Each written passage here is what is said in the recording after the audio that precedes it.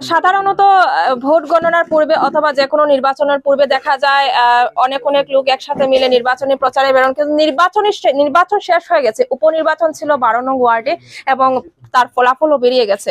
ফলাফল বেরিয়ে যাওয়ার পর আজ এখানে এত লোক জড়ো হয়েছে, কিসের জন্য জড়ো হয়েছে আজ আমরা জেনে নেব।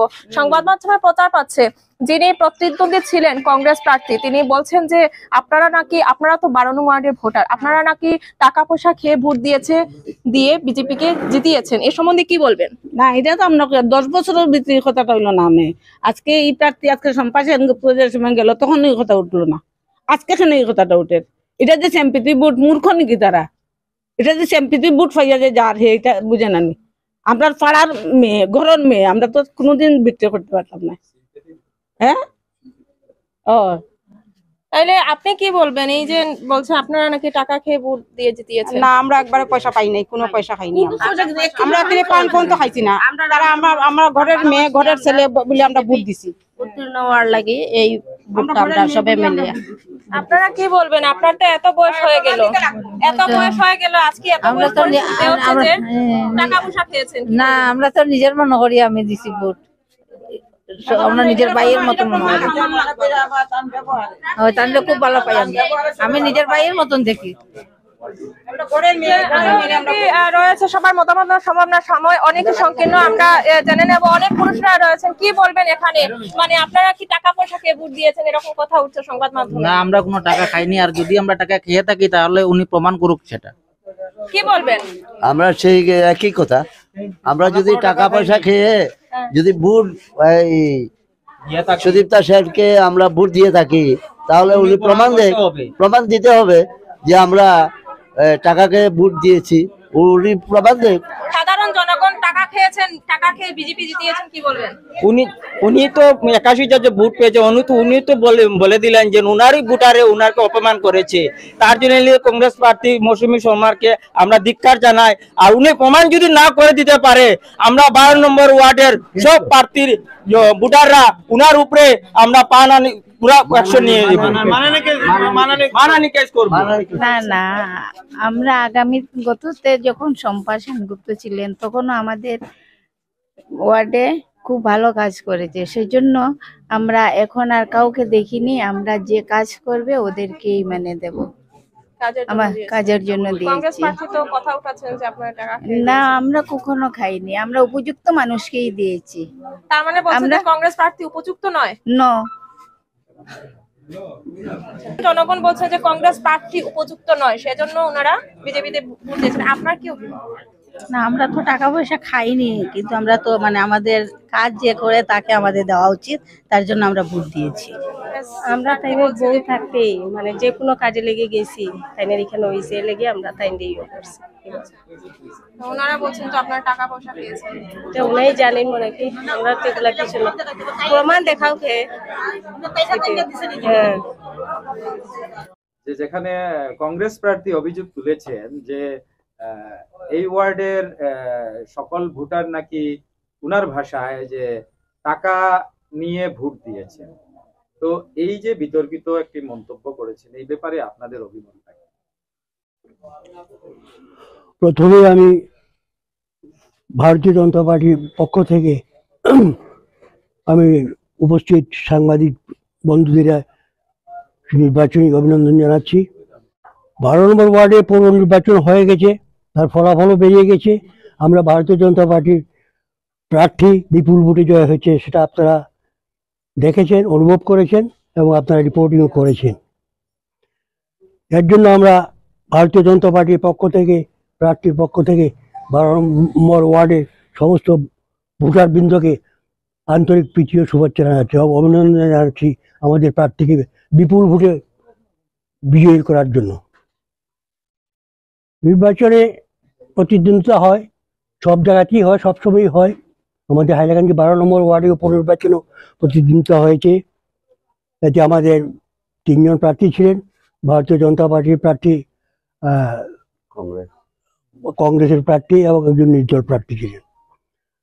এই উপনির্বাচনে 12 নম্বর ওয়ার্ডের বিশিষ্ট ভোটারবৃন্দ এবং ভোটারবৃন্দা বিপুলভাবে ভারতীয় জনতা পার্টির প্রার্থীকে ভোট দিয়ে মনোনীত করেছেন। তার জন্য আমরা ভারতীয় জনতা পার্টি ভোটারদের কাছে কৃতজ্ঞতা জানাচ্ছি।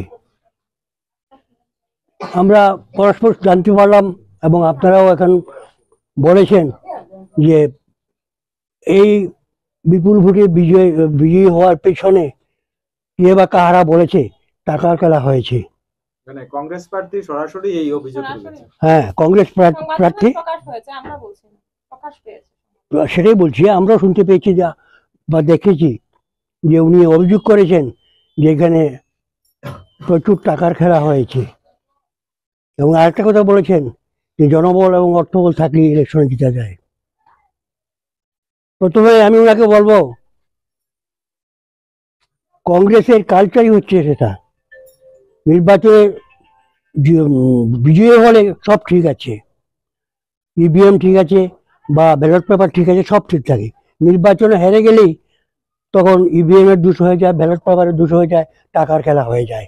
এটা কি বলতে চাইছেন যে উনি যেটা বলেছেন যে টাকা নিয়ে ভোট দিয়েছেন ভোটাররা, এটা কি সত্যি না মিথ্যা? বলছি আমি প্রথমে আমি বলবো যে যদিও আমিও 12 নম্বর ওয়ার্ডের বাসিন্দা এবং 12 নম্বর ওয়ার্ডের একটা সমস্ত এলাকার পৌরসভার ভিতরে 12 নম্বর ওয়ার্ডের একটা ঐতিহ্যপূর্ণ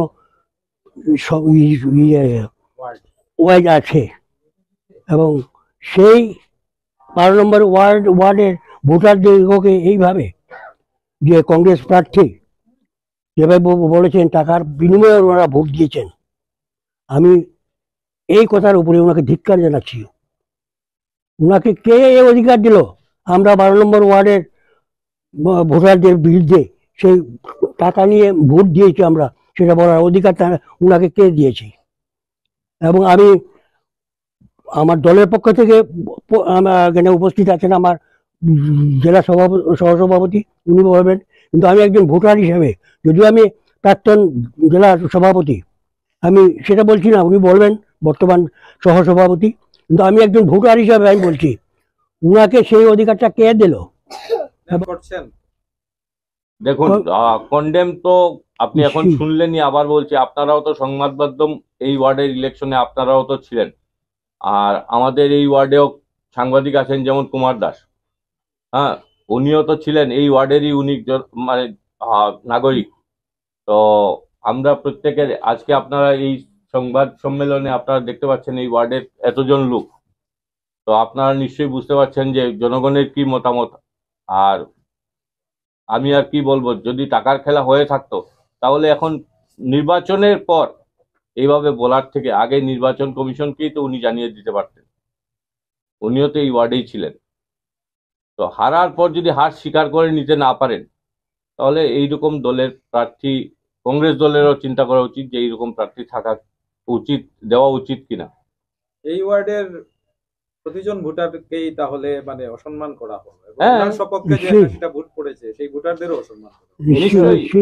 নিশ্চয়ই এই ভোটারদের অসম্মান করার জন্য জনগণ, আপনারা ভালো করেই জানেন যে পোস্ট ইলেকশন এতজন ওয়ার্ডের এতজন লোক যদি একটা সাংবাদিক সম্মেলনে আসে, মানে ভোটারের এই ওয়ার্ডের জনগণের কি মতামত সেটা তো আপনারা দেখতে পাচ্ছেন। অপমান মানে চরম অপমান করা হয়েছে। এইভাবে কোনোদিনই কোনো ক্যান্ডিডেটই কখনই বলতে পারে না, কারণ ওয়ার্ডে যদি টাকা পয়সা খেলা হয়ে থাকে তার মানে বলতে চাইছেন যে এই ওয়ার্ডের লোক সবাই পয়সা দিয়ে এই ওয়ার্ডে ভোট কেনা যায়। এই যদি মানসিকতা, তাহলে আর কি বলা যায়।